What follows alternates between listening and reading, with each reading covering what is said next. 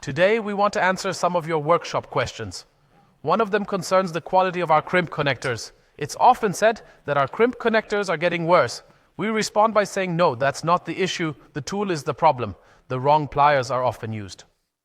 You can see that. A good example is these two pairs of pliers. Visually they look the same from the outside except for the color of the handle. But here at the front I have my color coding.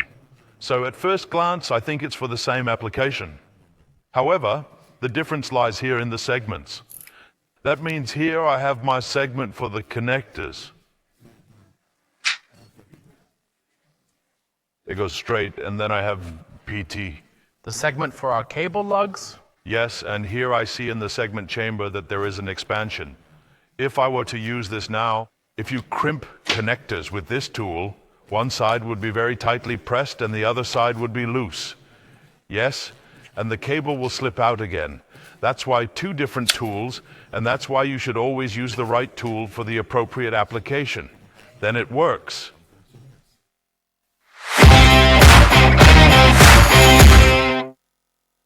And our buddy tip, if you have our CrimPro 10 or CrimPro 30 system, we naturally have the matching dies for it. Among other things, for these connectors, like the ones used on our RepCap cables, where workshops often ask how to crimp the small ones, 0.2 square with our CrimPro system.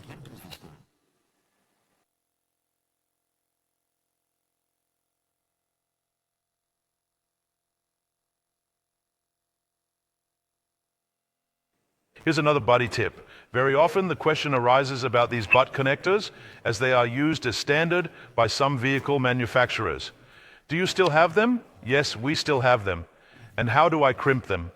I crimp them here with our 90, 92, 49, 242. It's quite simple. There's a point on one side. I go in here, yes, and then I press them.